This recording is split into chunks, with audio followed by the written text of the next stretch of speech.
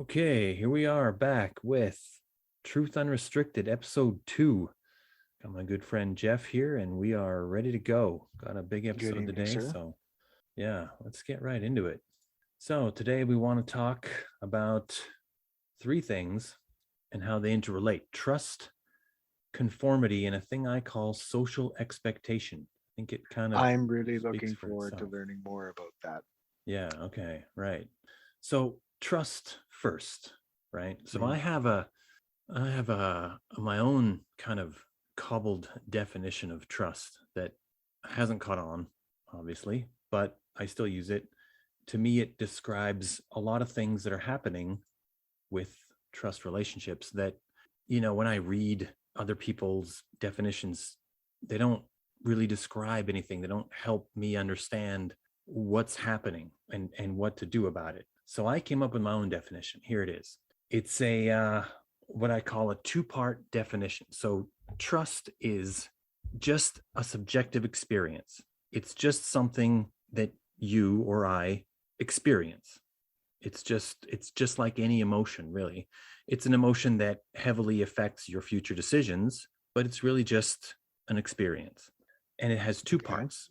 The first is a belief, a subjective belief that you know something about another person, about, what decisions they're likely to make. And the second part, separate, is that you believe that you will get some kind of a benefit from those decisions. Or at a bare minimum, no harm. Well, yeah. Well, I mean, it degrees vary widely as Yeah. to what benefit is. If your bar is set so low that you just need to not be harmed by another entity, hmm bear, cougar, the tiger is behind the cage, so I'm pretty sure it's not going to rip me to shreds. hmm I'll trust the tiger enough to go this close, right? I mean, that's just how trust works. And this, to me, this exactly describes why things are not trusted. People are not trusted.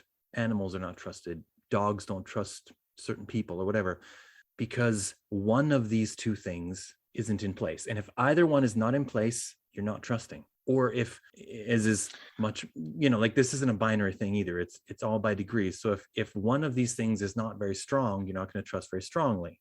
Even with what I've cobbled together here, and I've tried to explain it as well as I can, it's not that simple. I mean, here's for you. Does that make sense?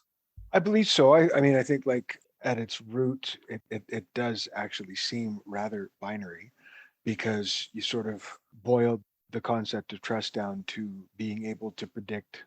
And again, let's keep it philosophically for the sake of argument now within the confines of interpersonal relationships. Sure.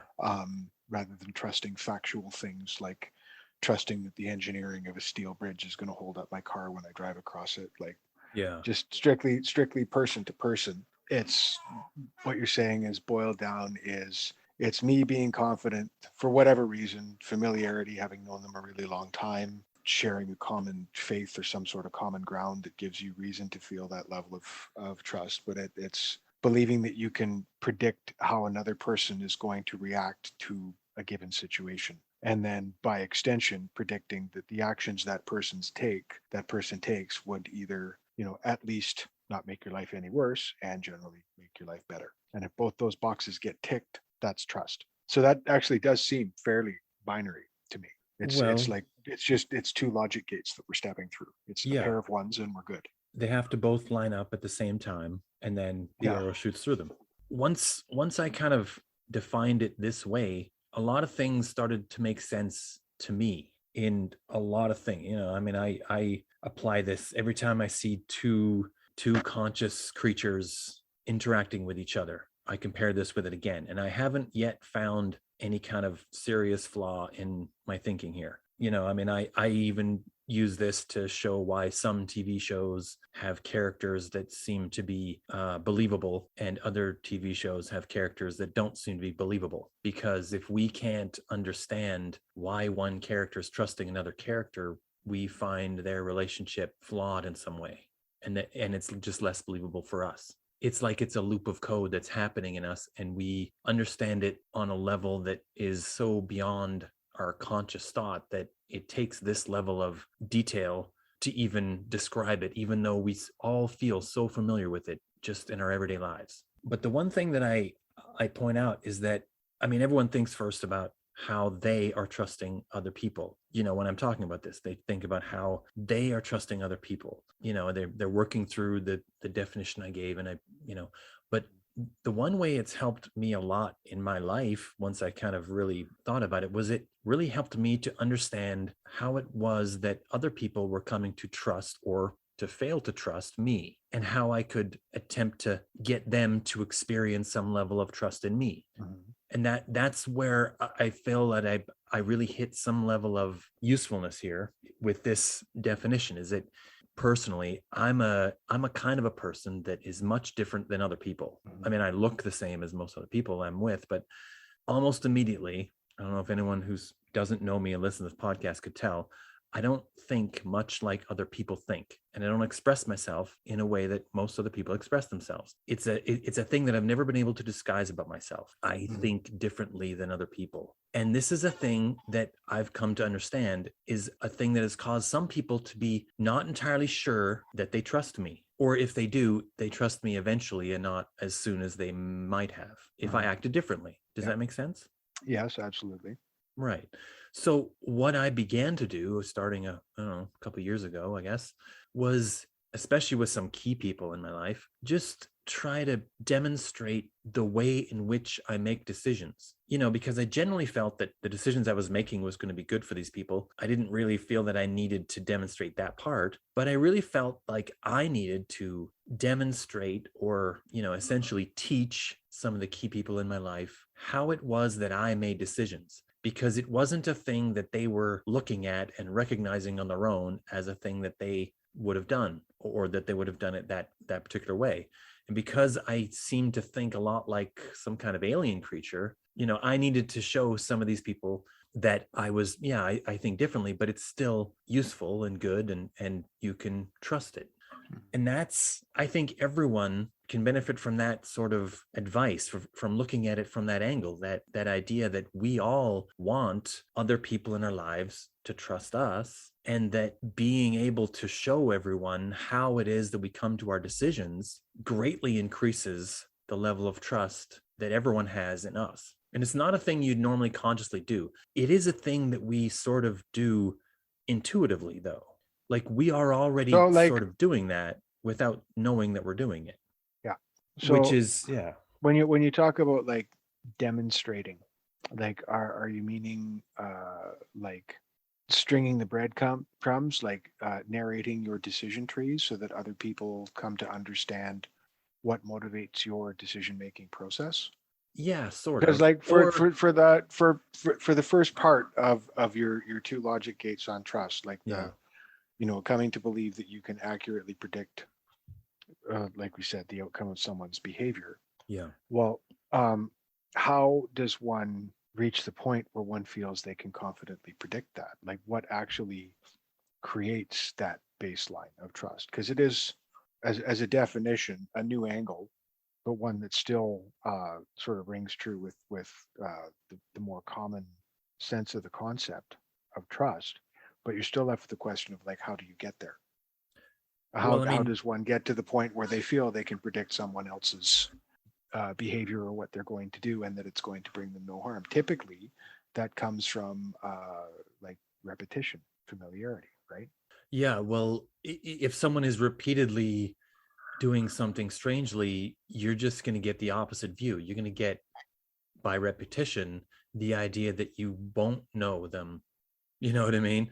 Like, one of the examples I use is if someone acts extraordinarily strangely in some way.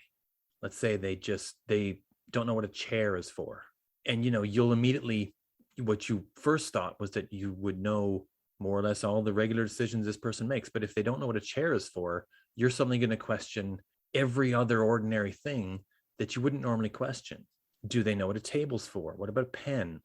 Do they even write? Like, what is this, a caveman I'm dealing with? Like, what as soon as they get some kind of decision or reaction that's sufficiently foreign, you're going to question all the other stuff that you would never ordinarily question. Which I guess is what you're talking about when we're talking social expectation. Well, we'll get there. So Yeah.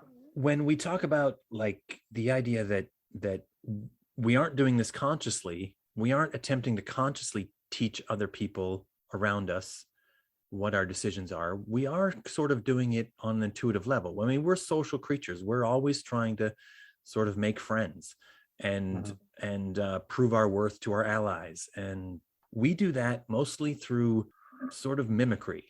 We are conforming to the people around us, and that is a thing that is causing the people around us to believe that they know a great deal about what decisions we're going to make. You know, we tend to dress like the people that we're with.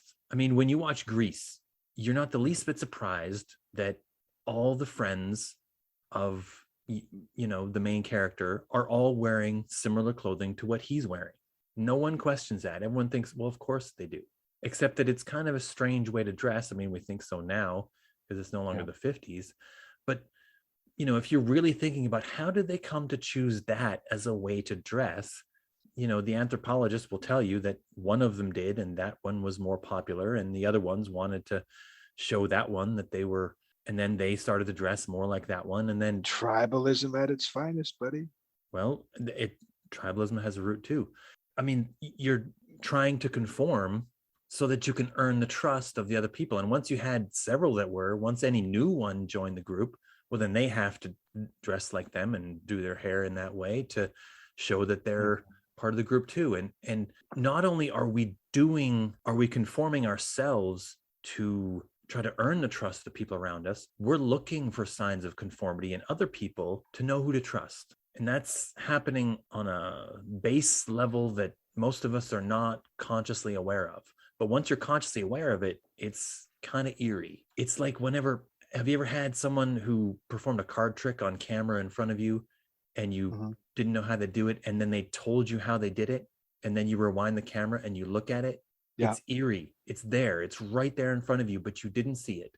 And then you Mhm. can't unsee it all of a sudden. Mhm. There's no way you can go back to it being just magic. But that's what we're doing with conformity, is that we're trying to earn the trust of the people around us. That's anthropology. That's like first year anthropology, right? I mean, that's Yeah, that's like the basic stuff.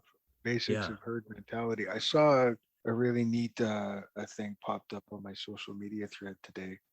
A blurb about Margaret Mead, when queried about what was the first discovered historical anthropological sign of civilization, like the wheel or fire, or what discovery was it that really set us on the way of civilization. And her answer was evidence of a mended leg bone. First And aid. yeah, well, like her case was, in the wild, if you break a leg, that's it, you're dead.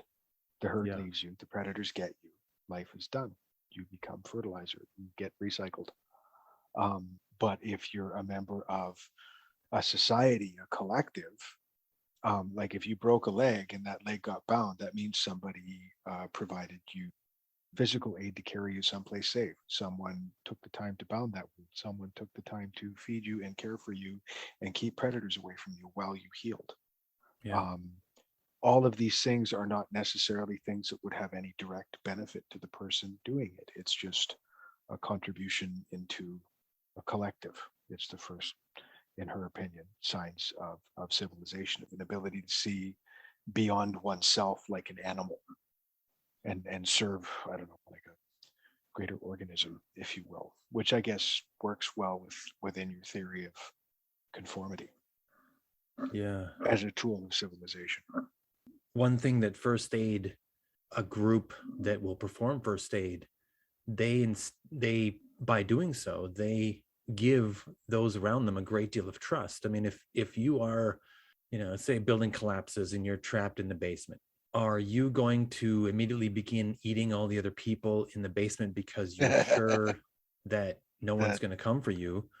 Or are you going to try to keep everyone alive because you're living in a society that they're going to dig you out? There were times in our past, our human past, where we were in the first of those two. yeah. And then we are in the Western world, at the very least, and hopefully the rest of the world as well, in the second world. And we make completely different decisions because of our level of trust in the people around us to, want to save us. Yeah. Uh, a person who is sure that they're going to, receive the aid of their peers if they get injured is going to make a different set of decisions when they go hunting. They might take Mhm. more chances. They might get more game because they take more chances. I mean, that's a thing that, they might get injured more if they take more chances. But I mean, that's part of the dice you're rolling, right? One thing that I kind of, when I think about this, when I think about trust and conformity together, if you are conforming to the people around you to earn their trust, then if you lived in a society that was less trusting, does it make sense that you might conform harder, more thoroughly, to ensure that you have the trust of the people around you? I think it would depend more on consequences of lack of conformity in that Well, untrusting society than sure. whether or not there's any trust there or not. I mean, one of the key examples I can think of is that some societies, even today, are they marginalize people because of their sexuality, for example. And in Mm, those societies, people who are homosexual, the consequences of being homosexual are dire often. mhm. And, so they work harder at, appearing to be not homosexual. And that's a thing that I think has happened in a lot of But like, cultures in history. to explore that philosophical thread down another branch, Okay. like I would posit the theory that like American society, for example, is not particularly trusting because they, as a people, as a culture, are very much into, up by the bootstraps. I look out for myself, and the billionaire philanthropists will take care of all of us. And setting aside a socio-political rant, which I could get on very easily, um, uh, that is an example of a society where there isn't a great deal of trust. Like people, for example, don't have trust in their healthcare system. The majority of the states, they don't trust their police force. There are still significant consequences of lack of trust. Many states, of course, still have high levels of bigotry and racism and all that stuff. But again, keeping this purely in the philosophical bent, for the most part, the consequence of that lack of trust is just a society that's socially fractured and isolated. Like, I don't see people trying to conform harder. What I see them doing more is getting ever more fractured and focused on extremes. Well, maybe, I mean, maybe the concept I'm thinking of is more about acceptance. Mm-hmm. Because I mean, one thing that the US is pretty good at, I mean, we're pretty good at in Canada as well, is acceptance of people who are different. Granted that there is a lot of, racial tensions and whatnot, but Mm-hmm. that's a different issue. And in the case of something like a racial difference, that's usually something that's not able to be hidden, so it's not a perfect mapping. Whereas I use the example of like sexual orientation because it's the kind of thing that you can hide effectively. You can choose to act differently than what your Mm-hmm. sexual orientation would tend to lead you. And it's also a thing that has been heavily marginalized in the past. And they, at least in many parts of the US, they tend to be much more accepting of those things now than they Mm-hmm. used to be. And we are more accepting of them here in Canada now than we used to be. And that's because we're more accepting. I think we are seeing more people be confident in being open about their orientations. This is, what we're seeing in that arena is directly because of our level of acceptance of their difference. And if we weren't as accepting, we see examples of those cultures in our world right now that are less accepting, and they're seeing fewer of those people show themselves. I mean, they're still there, but they don't talk about it. They try to sweep it under the rug and hide it. And the individuals who are that orientation, I mean, I don't know any of them, but they appear to be hiding it, making the appearance of being just one of the others. And that's kind of where I'm thinking with this conformity thing, is that if the entire society is less trusting of outsiders, that's a different situation than if the people themselves are looking to each other for difference. And if it's Well, a I don't think necessarily that people are looking to each other for difference. Like, you know, far more educated uh, psychologists and anthropologists than myself could give a more informed dissertation on this theory. But like, I do believe that, like my little Margaret Mead story, one of the reasons why we've succeeded as a species and now exist basically at the tippy top of the chain, you know, all the way around the globe, is because we are capable of functioning on a pack scale that dwarfs anything else in the animal kingdom. And how we achieve that scale of pack behavior is through the concept of community and conformity and tribalism. I think we're wired to, as social animals, we're naturally wired to want to seek affirmation that we are among our clan, whatever our clan is. And thanks to the wonders of electronic communication, like we can now make contact to a clan and a tribe on a scale that we wouldn't even have dreamed of 100 years ago. I think sort of like this drive that you're talking about the drive to want to conform to try and earn trust.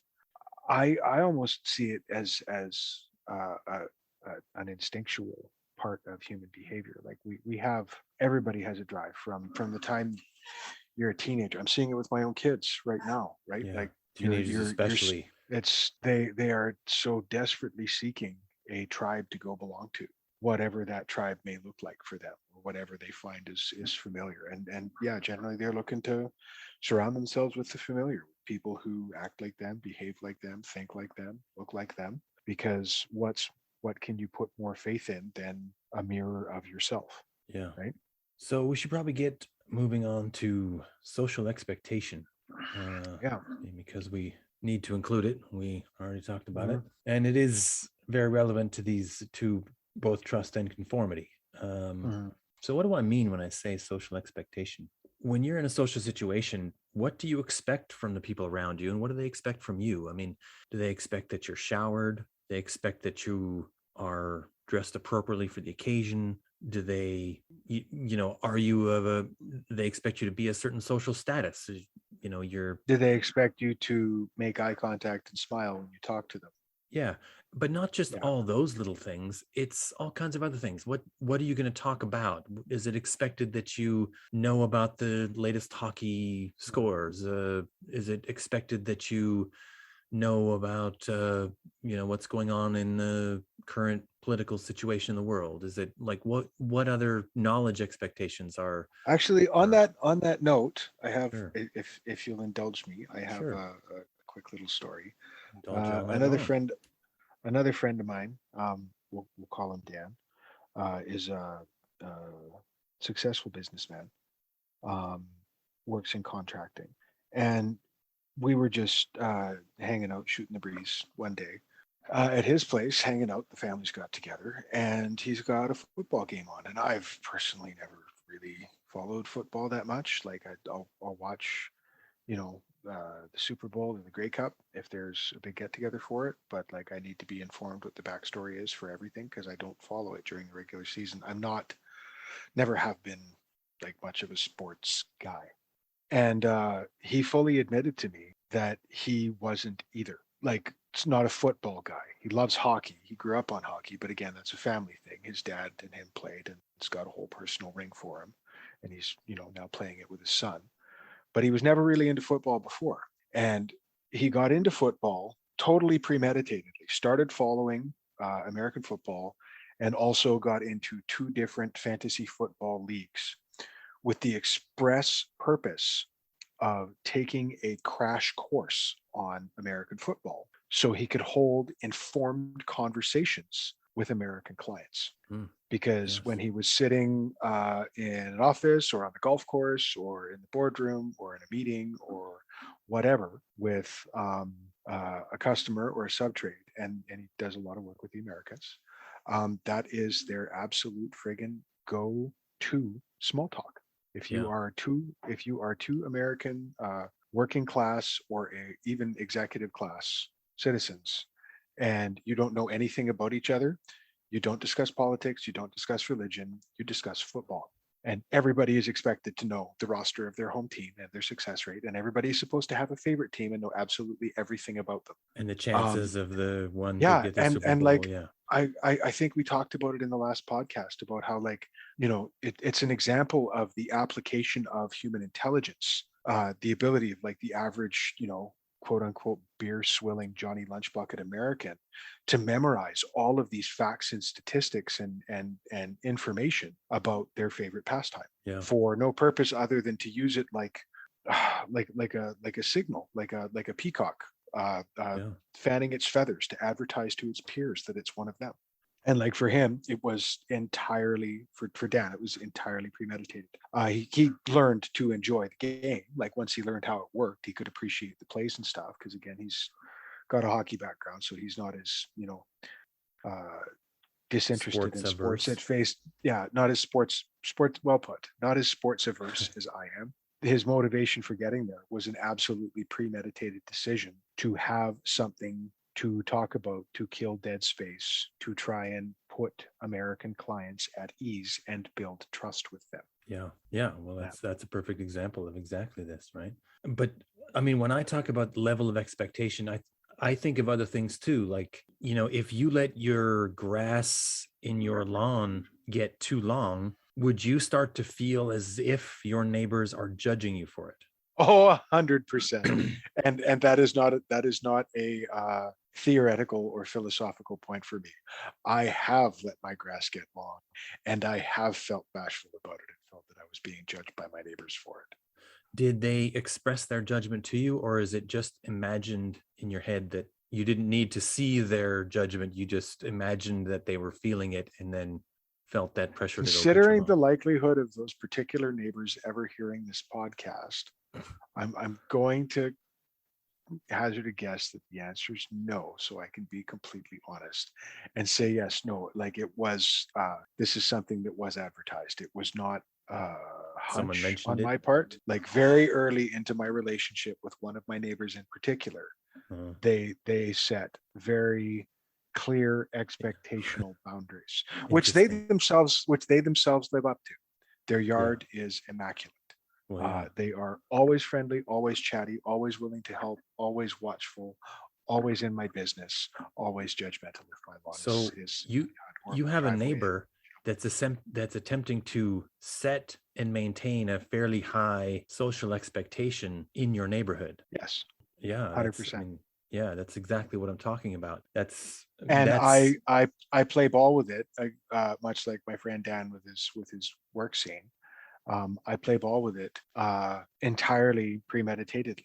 Like sometimes I roll my eyes about getting up to go tend to it, but um, I participate in the process because, as I've spoken with my wife about before, as much as like that, it seems petty at times, or controlling, and your knee jerk reaction is to push back against that.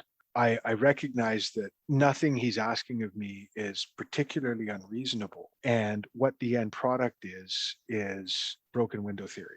You're familiar with the yeah, concept of broken window theory, yeah? So yeah, we yeah. don't need to dive down that thing. Quick little sidebar for anyone who isn't.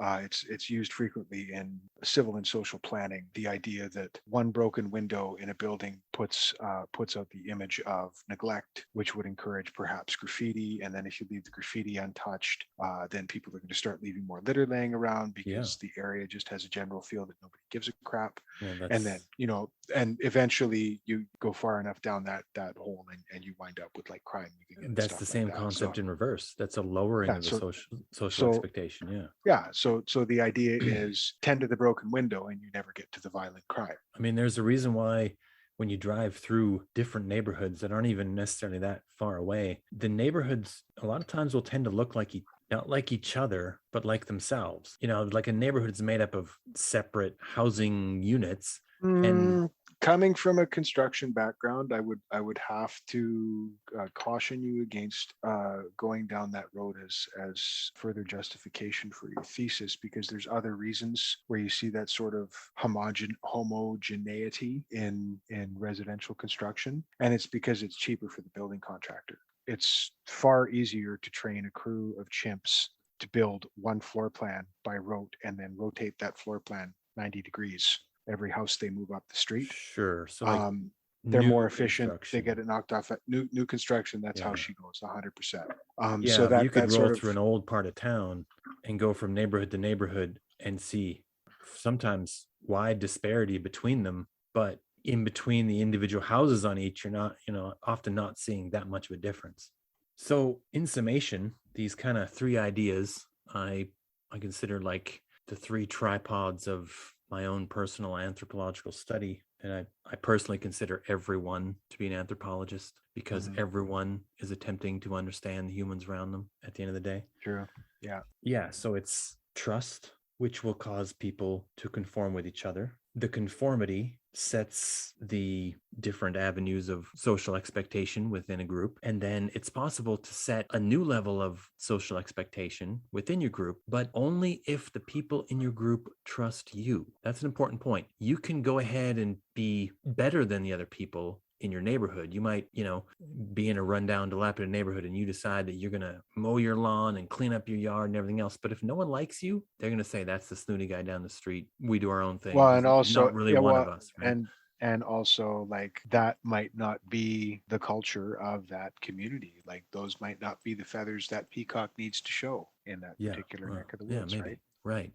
But that's the thing is that if the community feels that he needs to be the one to trust them, they won't conform to him. But if they all trust him and respect him, then the tendency will be for some at least, and then eventually more to try to raise their level of expectation to meet him. And that's, this balancing point across trust that makes such a big difference in everyone's life is not only who you trust, but who trusts you. And have a good day.